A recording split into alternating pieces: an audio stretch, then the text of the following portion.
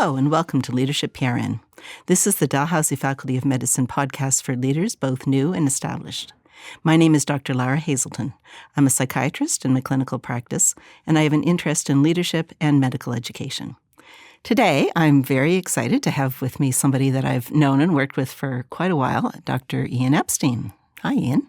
Good afternoon. Thank you for the invite today. Well, I'm really glad that you were able to join us today. As you and I were saying, we're both quite busy and we've worked on projects together, and often we have to schedule weeks ahead in order to have a chance to speak. So it's great that we're able to meet up today. And it's nice to do it in this format too, so that we'll have a record of some of the work we've done together and some of the themes we've talked about. So again, I'm really appreciative. So Ian, tell us a bit about yourself and your work with the Faculty of Medicine. Well, for those within the Dalhousie network listening to this who may not know me, my name's Ian Epstein, and I'm an adult gastroenterologist at the QE2 here in Halifax, Nova Scotia. Also have a background in internal medicine and do some internal medicine work as well, but my primary clinical practice is adult GI. My role within the Faculty of Medicine that you're asking about currently is the Assistant Dean for Dalhousie Medicine Nova Scotia Office of Professional Affairs, which I'll be really happy to talk about because that's a newer office, and the name Office of Professional Affairs sometimes raises some questions about what our role is in the work we do. But really, the position is focused on supporting learners and faculty and, system level 2 around trying to move towards a more positive learning environment for our medical students and our residents, so both undergrad and postgrad learners. So that role I started in December of 2022, and I'm the inaugural dean for the Office of Professional Affairs. It's a new office that we started up around that time. I have a counterpart in New Brunswick as well, Dr. Samantha Gray, who's a wonderful medical oncologist. I'm sure I'd be happy to come talk to you in the future. She's the assistant dean for Dalhousie Medicine New Brunswick. And we're supported by a full-time manager in that office as well, Deanna Foster. So the three of us are that team, and we run the Office of Professional Affairs. That's the role I have within the faculty at the moment. And you said that you've been doing it for about 2 years. Can you give us some examples of the kind of things that your office would handle? The office was set up after quite a period of time, not in reactive to sort of one particular incident or one particular type of case, but more as a resource that over the years had been fairly clear the medical school was missing through the undergrad or postgrad offices to support problems and initiatives that may arise in the learning environment. And so I'm being vague. I'll come to some examples in a moment, but the concept I wanted to drive home there is that it's an office that really has dual purposes, and one of them is to address and guide through specific incidents or issues that do arise in the learning environment. But there's also a broader mandate, which is to be a support unit to undergrad and postgrad and to the faculty as a whole, to be more on the proactive side of things. So we have an advisory committee. We have a document suite of different guiding policies around professionalism in the learning environment, and a learner mistreatment policy, and we follow the university's codes of conduct and professionalism policies that kind of guide our work. We've also really tried to meet with people like yourself and to get out there in terms of getting the word out as well and do proactive faculty development, orientation to learners. We speak regularly at undergrad and postgrad orientation sessions. We've tried to farm ourselves out to as many grand rounds as we can and divisional rounds and program committee meetings and wherever we can go to get the word out around the need for this proactive piece. On the reactive piece, some of the issues that do arise, they come into our office. We have different ways we take intake, but one of them is an online reporting system that launched in April of 2023. Since that time, we've had almost 100 different cases come in through that, and it's a wide range of issues. But one of the more frequent, to answer your question, one of the more frequent themes we see is certainly around a lack of support for learners.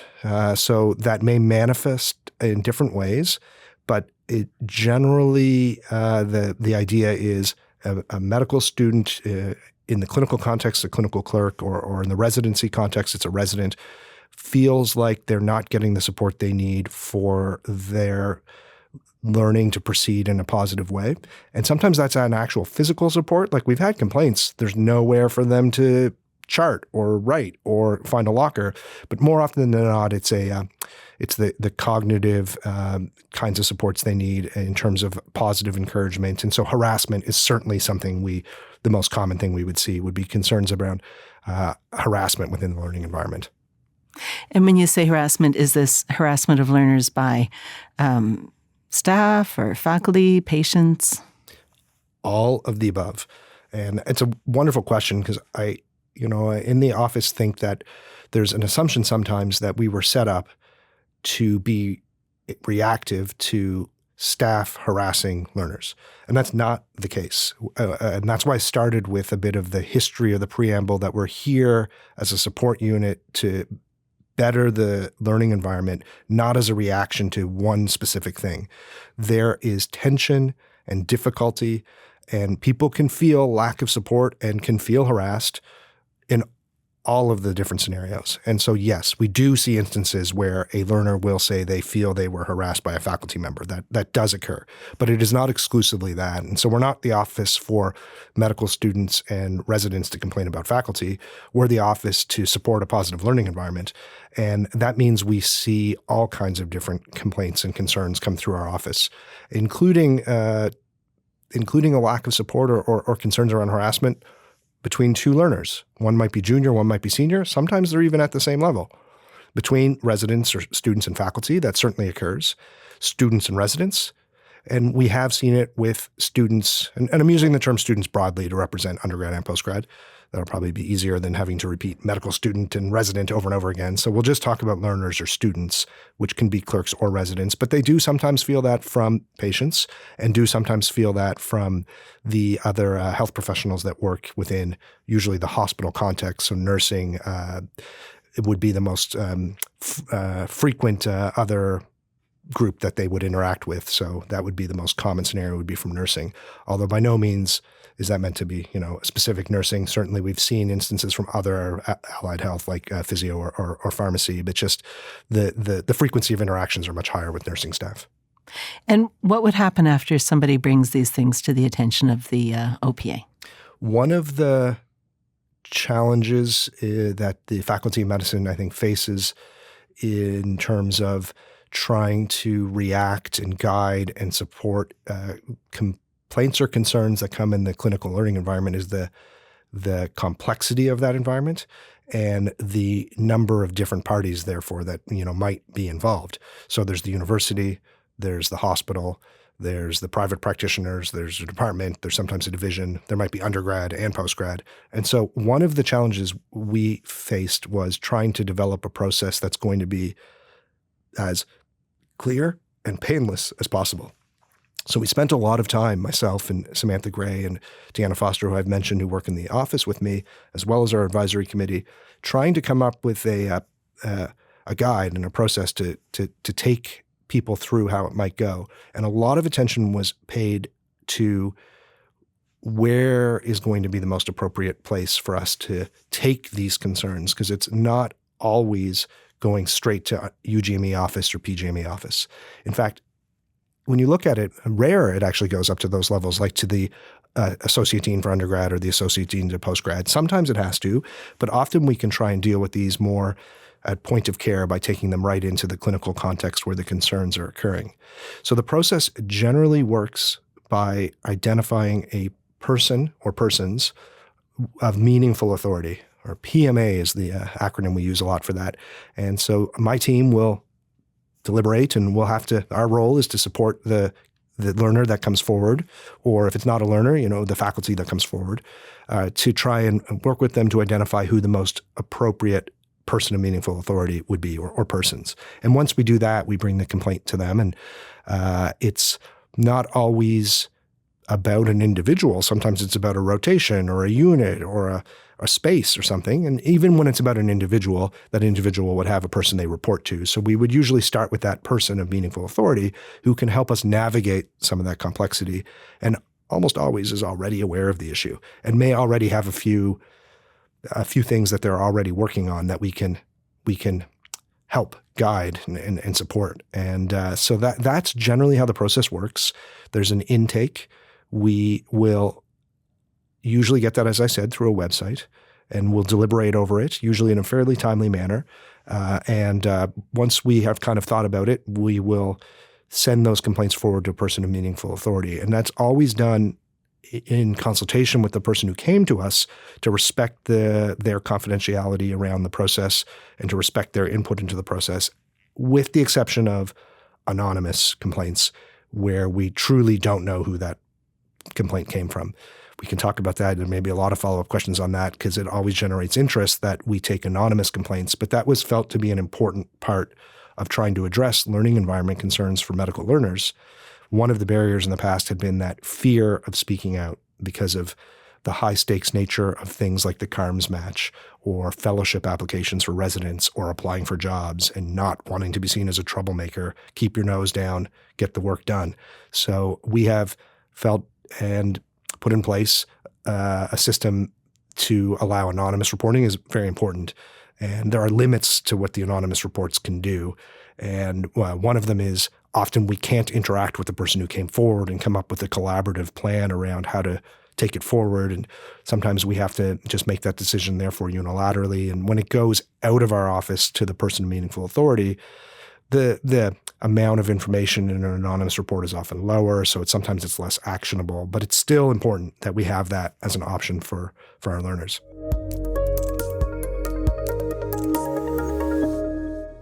What do you think has been your overall impression of the effectiveness of the office so far? That's a very good question. And we have, as I said, just over 100 cases that have come through. And I'm using the term complaint, concern, case kind of interchangeably because they actually kind of all fit in. Sometimes it's just a minor concern. Sometimes there's an actual case of something that occurred. And sometimes it is a true complaint. And so it's a bit of a mix of what we see. And the effectiveness, I think, in large part has been quite good, but does vary on the nature of the issue that comes forward to us. And so there are, some examples of fairly small, minor grievances or nuisances or something irritating that once we take forward to the person in meaningful authority, they say, oh, thanks for pointing that out to us. We actually have a quick fix. We wouldn't have known. Problem's fixed. That's very satisfying when we can come back and do that. And those would be more like concerns than complaints, really. The bigger complaints, there's been action on some of those as well. The problem with those ones is that sometimes that's more of an iterative process that takes time and, it may be months before people get results. But we've been involved in those kinds of cases too, and it's been satisfying. We track the outcomes on everything.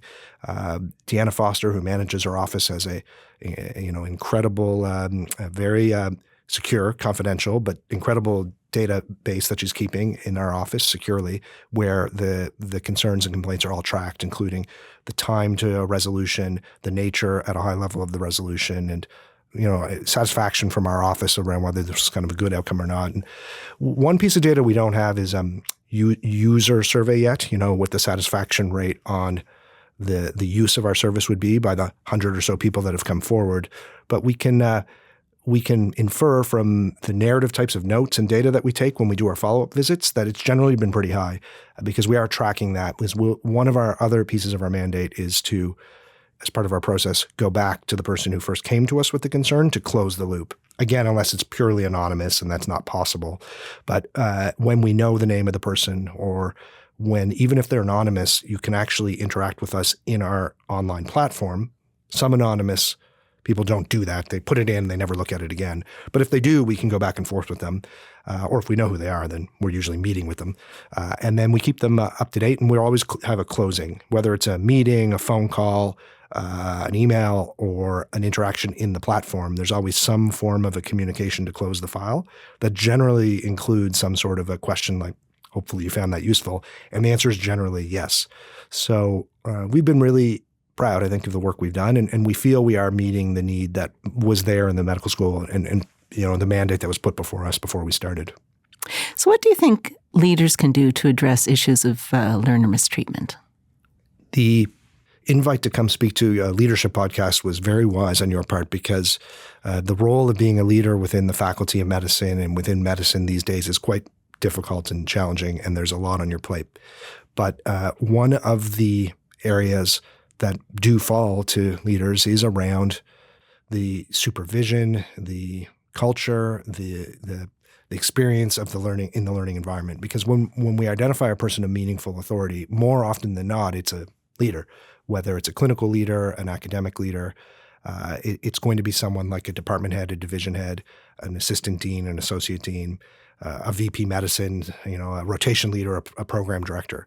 So it does fall more often than not to the leaders. And that's the bad news for the leaders listening to this. The good news is it's not a huge amount of extra work over what you're doing to address these types of concerns and to try to move forward to improve the learning environment. And a lot of it is actually passive, by which I mean things like role modeling, positive culture, positive statements, and allowing the processes to play out is sometimes all you need to do. And so for leaders, I think it's helpful when we see them engage.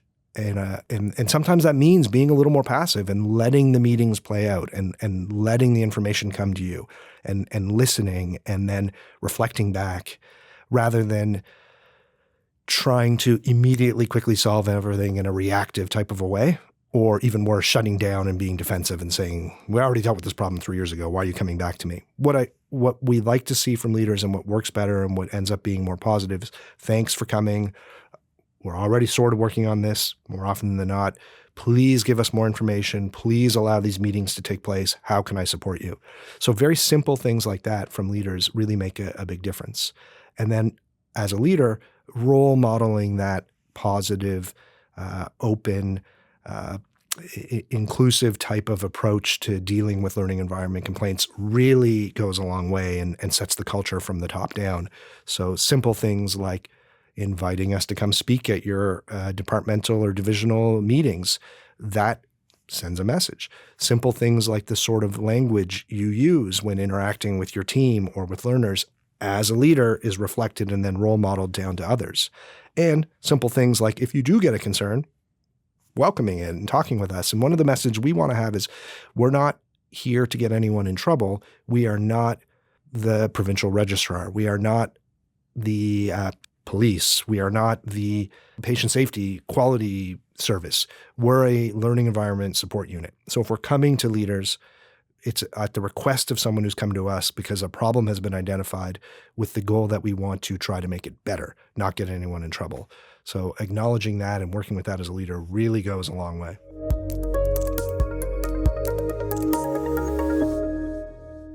What are some of the challenges leaders would say that they have in maybe working with, let's say, faculty who have had these issues identified?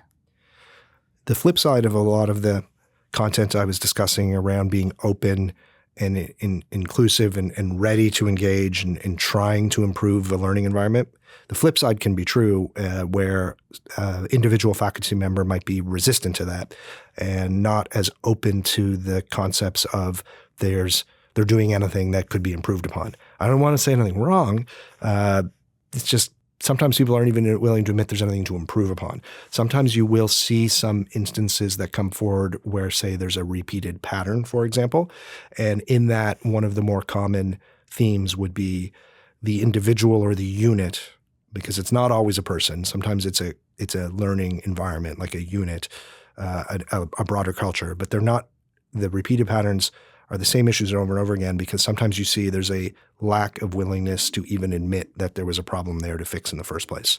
So that would be one of the pieces of advice I would give to a leader is if you're identifying that pattern where there's a resistance there and the individual or the group that you're trying to address a problem in the learning environment is giving you the sense there's nothing wrong. We've already fixed it. There shouldn't be a problem. I don't understand why people are complaining again.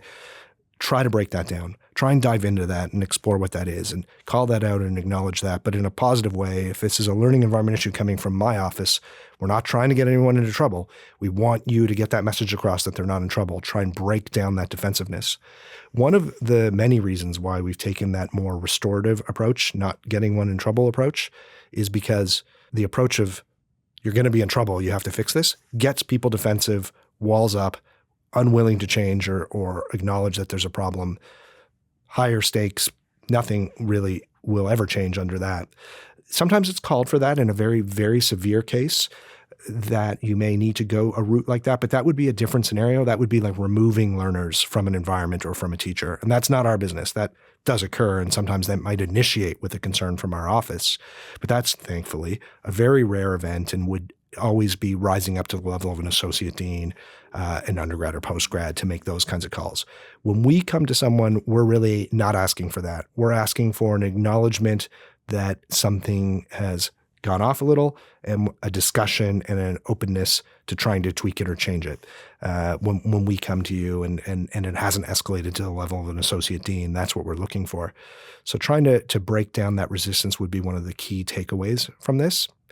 It is also important in those kinds of instances to be this is one of the challenges we have with the anonymous feedback piece, but as specific as possible. What are the specific behaviors or concerns that were raised?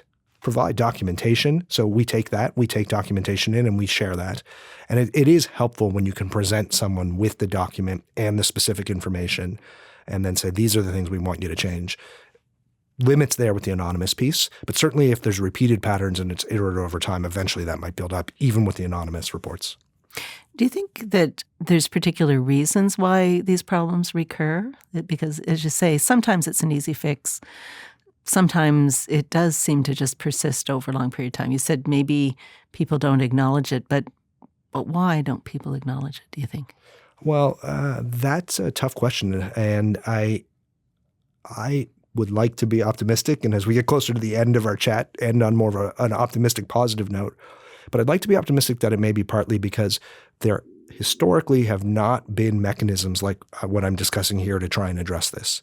It has been in the past, and this is one of the many reasons our office was proactively set up to try and bring a new approach to this. But it's been historically you're going to get in trouble unless you fix this. And so rather than engage in that, you put the walls up and you defend yourself and you become defensive. People haven't been invited to honestly engage in the opportunity to reflect upon what they're doing and to engage in non-punitive self-reflection and faculty development to try and get better. So we're trying to do things differently because prior to December 2022, there was no mechanism like this. So I'd be optimistic that with this new type of restorative approach to get this information out, things may start to get better.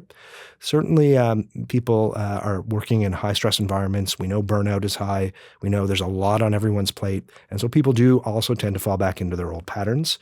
We acknowledge that. But that's why sometimes, again, our office is going to be here for the long haul, so it'll be iterative, trying to be optimistic again, whereas in the past, you might have had the same complaint 8 years apart.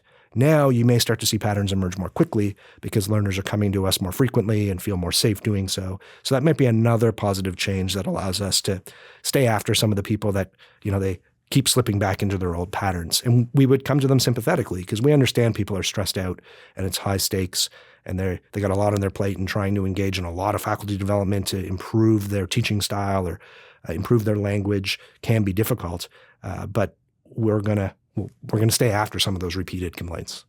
Ian, it's really important and really, exciting work that your office is doing. It's thank you for coming to talk with us about it today.